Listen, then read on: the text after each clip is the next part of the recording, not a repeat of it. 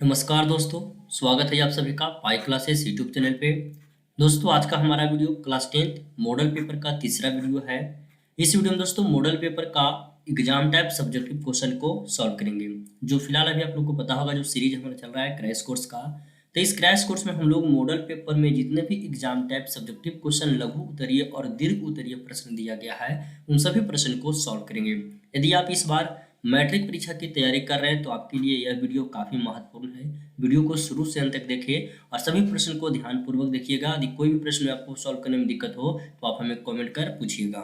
चलिए तो शुरू करते हैं, देखते हैं आज का पहला प्रश्न। देखिए पहला प्रश्न क्या कर रहा है, कह रहा है कि एक वृत्त के चतुर्थांश का क्षेत्रफल ज्ञात कीजिए जिसकी परिधि 22 सेंटीमीटर हो। यह भी प्रश्न काफी महत्वपूर्ण है, एग्जाम टाइप प्रश्न है। कह रहा है कि एक वृत्त के चतुर्थांश का क्षेत्रफल हमें ज्ञात करना है जिसकी परिधि, जो वृत्त है उस वृत्त की परिधि 22 सेंटीमीटर दिया गया है। ठीक है, तो चलिए जो पहले क्वेश्चन में दिया गया है आप उसे लिख लीजिएगा। तो दिया गया है परिधि, तो पहले हम यहाँ पे लिख लेते हैं परिधि कितना दिया गया है दोस्तों, तो 22 सेंटीमीटर दिया गया है। परिधि आपका 22 सेंटीमीटर हो गया है और हमसे पूछा गया है इसका चतुर्थांश का क्षेत्रफल। ठीक है, तो हमें आर पहले ज्ञात होना चाहिए। पहले एक वृत्त हम बना लेते हैं, उसके बाद समझिएगा कि किसका क्षेत्रफल ज्ञात करने के लिए कहा है। ठीक है, देखिए यह वृत्त है।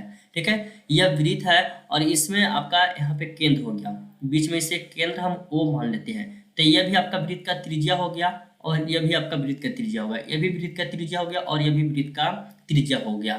तो यह जो भाग देख रहे हैं, ठीक है, भाग देखिए ए और बी। ठीक है, यह जो भाग देख रहे हैं जिसको जिसको हम इरेज कर रहे हैं, ठीक है, इसी का क्षेत्रफल आपसे पूछा गया। ठीक है, जिसको हम रंग कलरफुल किए हैं, देखिए लाल से, चलिए इसको हम कलरफुल कर देते हैं। तो इसी का क्षेत्रफल आपसे पूछा गया है कि इसका क्षेत्रफल क्या होगा। तो इसका क्षेत्रफल ज्ञात करने से पहले हमको आर का मान ज्ञात करना होगा, वृत्त की त्रिज्या ज्ञात करना होगा। क्वेश्चन में वृत्त की परिधि दिया गया है 22 सेंटीमीटर, तो हम ज्ञात कर लेते हैं परिधि के माध्यम से आर। किस तरह से ज्ञात करेंगे, तो आर बराबर आप लोग पढ़े होंगे फॉर्मूला परिधि बटा 2 पाई। ठीक है, तो परिधि कितना दिया गया, 22 दिया गया बटा 2 पाई होगा। चलिए आगे देखिएगा, तो आर बराबर यहाँ से होगा 22 बटा 2 गुना पाई का मान आप लोग 22 बटा 7 भी रख सकते हैं या 3.14 भी रख सकते हैं। चलिए हम 22 बटा 7 ही रखते हैं पाई का मान। ठीक है, उसके बाद आगे देखिएगा आर बराबर जो होगा, देखिए बाई दूना 44, आगे ऊपर में 22 बटा नीचे जो 22 ये है 2 है, तो बाई दूना कितना हो जाएगा 44 होगा और बटा नीचे 7, कुछ नहीं तो बटा 1 है। तो यहाँ से देखिए ये बाई दूना 44 कट गया और ये जो 7 है ना ऊपर में जाके गुना हो जाएगा, तो गुना हो जाएगा तो कितना हो जाएगा 7 होगा और बटा 2 होगा। तो यह जो आपका आ गया त्रिज्या ज्ञात हो गया। ठीक है, वृत्त की त्रिज्या, अभी क्षेत्रफल नहीं ज्ञात हुआ है।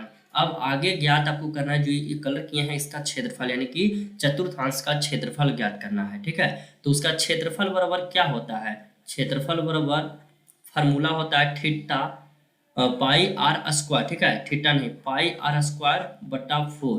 क्यों हुआ, तो वृत्त का क्षेत्रफल निकाल के उसमें 4 से भागा दे दीजिएगा तो चतुर्थांश का क्षेत्रफल आपका ज्ञात हो जाएगा, यानी कि एक भाग का क्षेत्रफल ज्ञात हो जाएगा। ठीक है, तो आप चाहे तो एक भाग का क्षेत्रफल ज्ञात करके 4 से गुना कीजिएगा ना, तो पूरा वृत्त का क्षेत्रफल भी ज्ञात हो जाएगा। ठीक है, तो इस तरह से भी आप बना सकते हैं।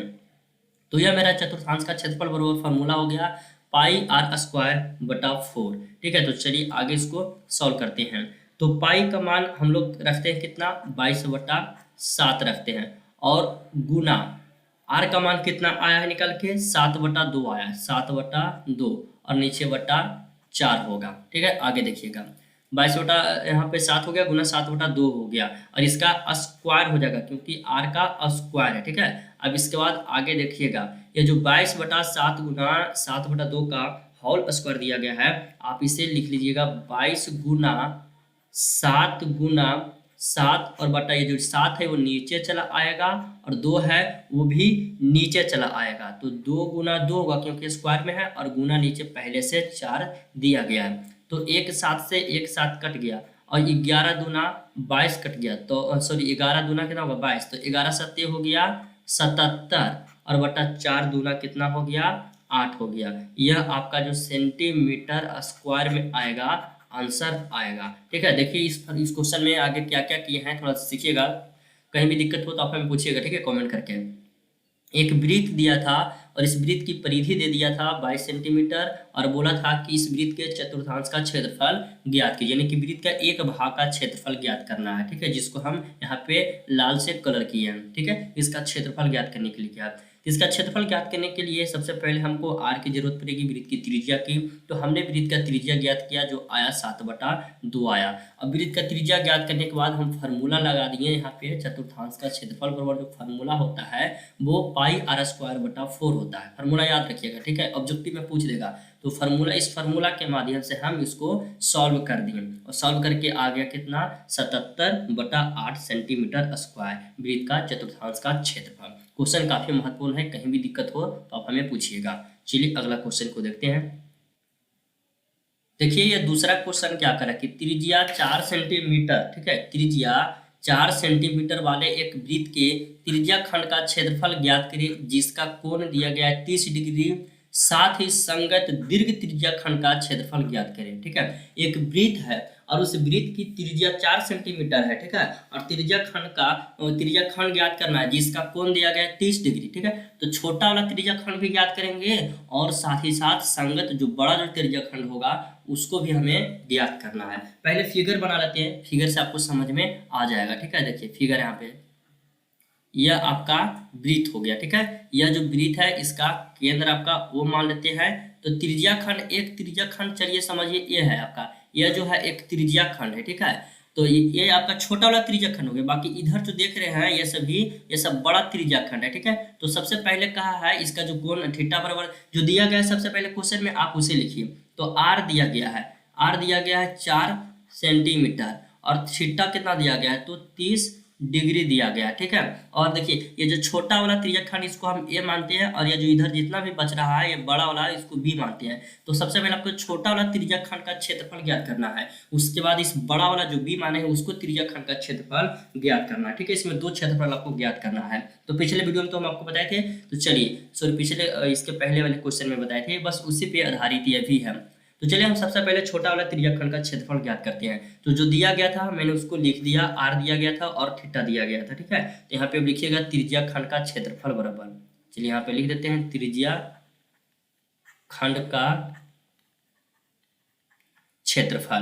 त्रिज्या खंड का क्षेत्रफल बराबर क्या होता है, फार्मूला जब थीटा दिया रहे तो θ/360 गुना πr² होता है। ठीक है, ये फार्मूला होता है त्रिज्या खंड का। तो थीटा 30 डिग्री है तो 30 लिखेंगे बटा 360 होगा और गुना, इसमें पाई के मान आप 3.14 रख लीजिए और गुना आर दिया गया 4, तो 4 के स्क्वायर हम डायरेक्ट कर दे, यहाँ पे 16 हो जाएगा। अब यहाँ से कितना बार में कटेगा, तो 12 बार में कट जाएगा। तो आपका आ गया 1/12 गुना, जब 3.14 गुना 16, ठीक है 3.14 गुना 16 कीजिएगा और नीचे 12 है तो इसको 12 से भाग दीजिएगा तो आपका जो फाइनली आ जाएगा वो 12.56/3 सेंटीमीटर आ जाएगा। ठीक है, यहाँ पे देखिए 3.16 जब हमें यहाँ पे गुना करना है तो ये 48 हो जाएगा और नीचे बटा 12 होगा, तो जब भागा दीजिएगा तो आपका आ जाएगा 12.56/3 सेंटीमीटर स्क्वायर। तो यह आपका छोटा त्रिज्या खंड का क्षेत्रफल आ गया। यह जो लाए हैं 12.56/3 यह छोटा त्रिज्या खंड का क्षेत्रफल आ गया है। अब हमें दीर्घ यानी कि जो बड़ा त्रिज्या खंड है बी जिसको हम लोग माने हैं इसका भी मान ज्ञात करना है। यही आपका आंसर नहीं आ गया। ठीक है, अब चलिए हमें दीर्घ त्रिज्या खंड का क्षेत्रफल ज्ञात करते हैं। तो देखिए यहाँ पे लिख दीजिएगा दीर्घ त्रिज्या खंड का क्षेत्रफल, दीर्घ त्रिज्या खंड का क्षेत्रफल। ठीक है, दीर्घ त्रिज्या खंड का क्षेत्रफल ज्ञात करने के लिए हमें क्या करना होगा, इसमें कौन सा फार्मूला लगाएंगे, तो पूरा वृत्त का पहले त्रिज्या खंड, पूरा वृत्त का पहले क्षेत्रफल ज्ञात करेंगे। ठीक है, पूरा वृत्त का क्षेत्रफल, तो पूरा वृत्त का क्षेत्रफल क्या πr², यह फार्मूला लगेगा और माइनस जो हम छोटा जो त्रिज्या खंड निकाले ना, छोटा त्रिज्या खंड का क्षेत्रफल उसको घटा देंगे। तो छोटा त्रिज्या खंड का क्षेत्रफल घटाने के लिए ये वाला फार्मूला यूज होगा। ठीक है, ये वाला फार्मूला होगा तो इसको फार्मूला लिख देते हैं θ/360 गुना πr²। अब चलिए इसी फार्मूला पे इसको सॉल्व करते हैं। तो पाई का मान यहाँ पे हम कितना रखेंगे, तो 3.14 ही रखेंगे। ठीक है, तो 3.14 गुना आर का मान 4 है तो 4 तक 16 हो जाएगा और माइनस इसका मान जब थीटा बटा 360 गुना पाई आर स्क्वायर किए तो आया 12/5/6 आया। तो डायरेक्ट हम यहाँ पे लिख देंगे, फिर से इसको थोड़ा ना सॉल्व करेंगे, थोड़ा लंबा ज़्यादा हो जाएगा। तो 12.56/3 होगा, कुछ नहीं है। जब देखिए 3.14 गुना 16 जब कीजिएगा तो कितना आएगा, तो आएगा 50/24, 50.24 आएगा जी। 50.24 बटा कुछ नहीं तो 1 लेते हैं और माइनस 12.56/3। अब इसका एलसीएम लीजिएगा, ठीक है। यहाँ पे देखिए एलसीएम हम 3 ले लेंगे, तो 50.24 गुना 3 करेंगे तो आएगा कितना, तो 150.72 आएगा, यानी कि 150.72 माइनस 12.56 आएगा। और जब आप घटाइएगा तो घटा के आएगा 138.16/3। यह आपका आंसर चला है। इसके आगे भी करना चाहते हैं तो ये आपका पॉइंट में आ जाएगा 46.05 सेंटीमीटर स्क्वायर। यह दीर्घ त्रिज्या खंड का क्षेत्रफल आ गया, ठीक है। यह किसका गया, दीर्घ त्रिज्या खंड का क्षेत्रफल आ गया। तो ये आपका लघु जो है वो आपका यहाँ पे आ गया, छोटा वाला त्रिज्या खंड का क्षेत्रफल, और बड़ा वाला त्रिज्या खंड का क्षेत्रफल आपका ये आ गया। तो फाइनली आंसर आपका यहाँ पे हो गया, ठीक है। आशा करते हैं आपको समझ में आ गया होगा। यदि ये भी समझने में दिक्कत हुआ हो तो आप हमें कमेंट कर पूछ सकते हैं। चलिए अगला क्वेश्चन देखते हैं। देखिए क्वेश्चन नंबर 3 जो है हाइट एंड डिस्टेंस से दिया गया है, ऊंचाई एवं दूरी से, और क्वेश्चन परीक्षा में पूछा गया, काफी महत्वपूर्ण प्रश्न है।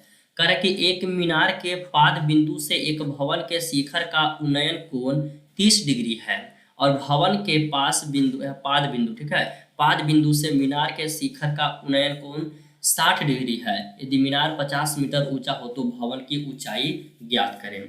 पहले जो क्वेश्चन में कह रहा है उसी तरह से आपको चलना है। कह रहा है कि एक मीनार के पाद बिंदु से एक भवन के शिखर का उन्नयन कोण 30 डिग्री है। तो देखिए चले मानते पहले ये जो भवन है ये भी भवन है, ठीक है, मान लेते हैं ये भी भवन है, और एक मीनार है, तो मीनार भी हम आगे बना ही लेते हैं। यह आपका मीनार हो गया, यह सीढ़ी हो गया मीनार। फिगर बढ़िया से बनाइएगा एग्जाम हॉल में, ठीक ना। इसको ये पाद बिंदु दोनों का हो गया। अब क्या कर रहा है कि एक मीनार के पाद बिंदु, तो मीनार देखिए ये सीढ़ी है, इसका पाद बिंदु यहाँ पे सी है, तो पाद बिंदु मीनार के पाद बिंदु से भवन के शिखर बी है, तो ये दोनों को मिलाइए, दोनों को चलिए मिला दिए। तो कह रहा है उन्नयन कोण कई डिग्री, तो 30 डिग्री बना, यानी कि यहाँ जो कोण बन रहा है वो 30 डिग्री का कोण बन रहा है, ठीक है। 30 डिग्री का कोण हम बना दिए। उसके बाद क्या कर रहा है, भवन के पाद बिंदु, तो भवन के पाद बिंदु यहाँ पर ए है और मीनार के शिखर डी है, ये दोनों को मिला देते हैं, ठीक है, दोनों को मिला दिए। तो इसका जो उन्नयन कोण बन रहा है 60 डिग्री बन रहा है, तो यहाँ पे 60 डिग्री का कोण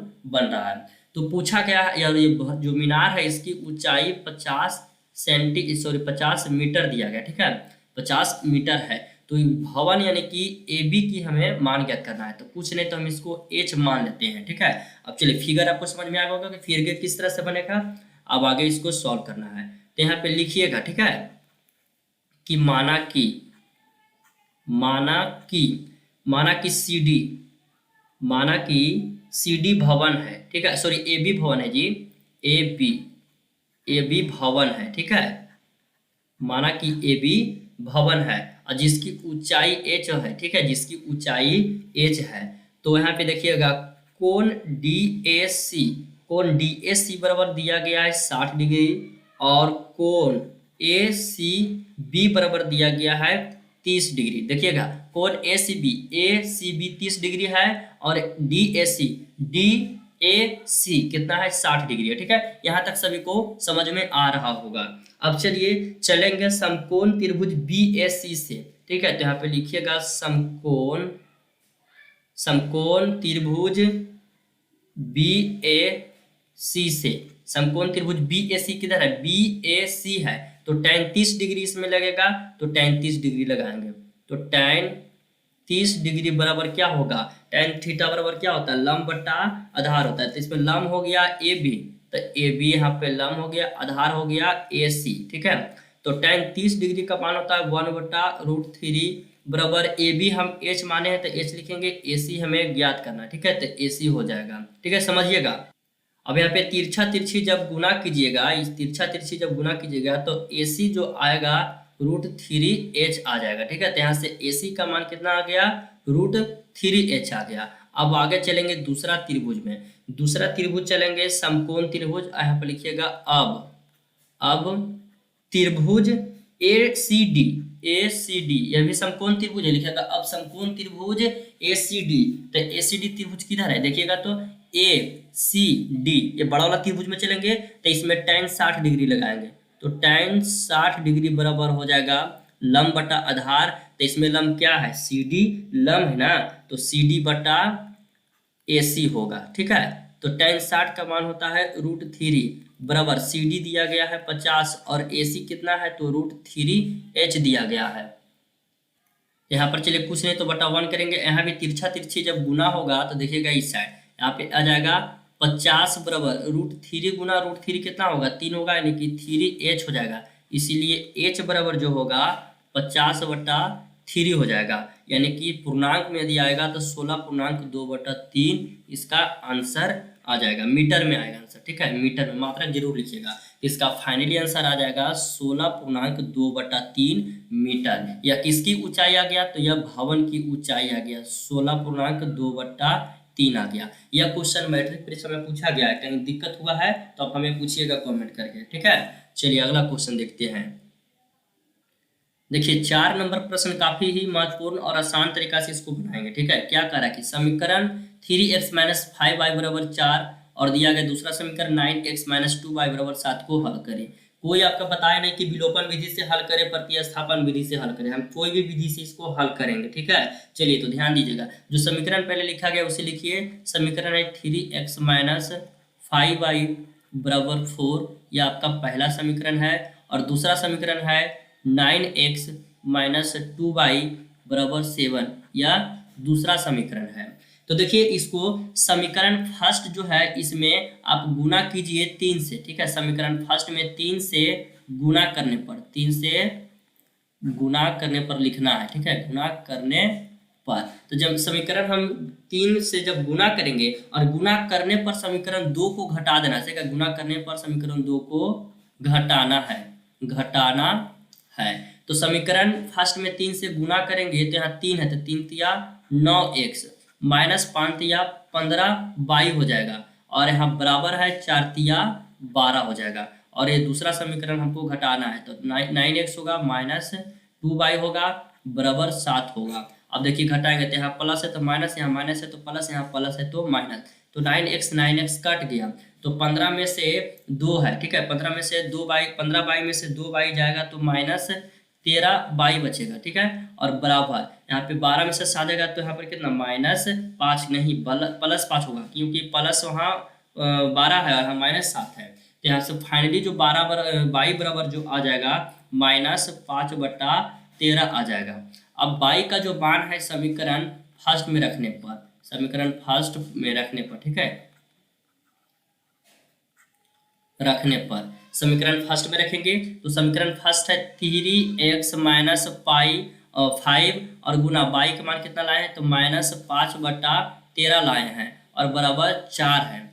तो बराबर यहाँ 3x होगा, और देखिए 5 × 5 = 25 बटा कितना होगा 13 होगा, तो बराबर 4 माइनस इस साइड आके 25/13 हो जाएगा। एलसीएम कितना लेंगे 13 लेंगे, तो 13 चौका 52 - 25 होगा, यह 3x बराबर होगा। ठीक है, उसके बाद यहाँ से जब 3x बराबर 52 में से जब 25 जाएगा तो कितना, तो 27/13, और यहाँ से काटिएगा तो 9 × 27 यानी कि 9/13 आपका आंसर आ गया। x का 9/13, y का -5/13, x y का मान ज्ञात हो गया। इस तरह का समीकरण आपको पूछा जाते हैं, हमेशा पूछा जाएंगे मैट्रिक परीक्षा में। ठीक है, तो यदि कहीं भी दिक्कत हो तो इससे देखिए जो भी प्रश्न आपको बताते हैं ना 1-2 बार ट्राई कीजिएगा, नहीं तो कोई भी प्रश्न में आपका दिक्कत नहीं होने वाला है। सभी प्रश्न को आप सॉल्व कर लीजिएगा।